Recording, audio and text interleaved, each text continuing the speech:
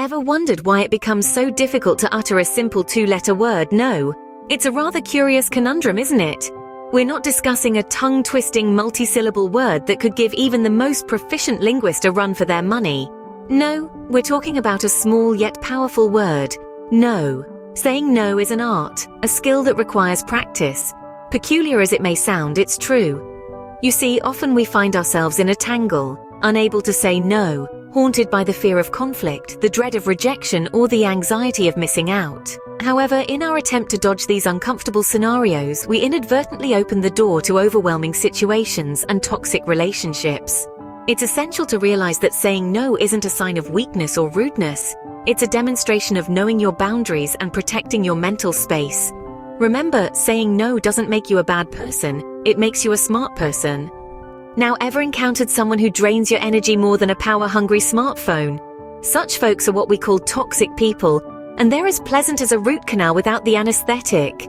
Toxic people tend to have a few telltale traits. They're expert manipulators, making you feel guilty for things that aren't your fault. They're as judgmental as a reality TV show judge, always quick to critique but seldom offering any constructive feedback. They're like a football player in a china shop, completely disregarding boundaries and personal space. And they always take more than they give, leaving you feeling drained and depleted. Once upon a time, I had a friend just like this. To the outside world, they were as charming as a summer's day, but in reality, they were more like a winter storm, leaving a trail of emotional destruction in their wake. Spotting a toxic person is the first step to freeing yourself from their influence. So how do you say no to these energy vampires? These toxic people? Well, the first step is setting boundaries. Be firm and clear about what you will and won't tolerate. If someone's behavior is negatively impacting your mental or emotional well-being, it's time to draw the line.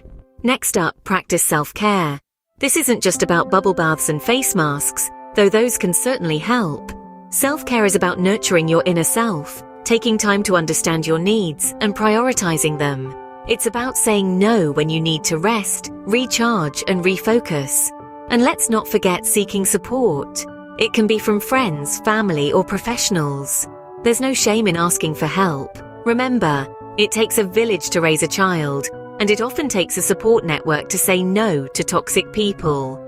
Let's take a real-life example. Consider Jane, a woman who had a friend who was always negative and demanding. Once Jane learned to say no to this friend's constant requests and negative energy, she found she had more time and energy for her own interests and for people who uplifted her. Her stress levels decreased, her self-esteem increased, and she became happier and more content. This could be you. You have the power to say no to toxic people. Remember, you have the power to control who you allow in your life. Don't be afraid to use it. So what have we learned today?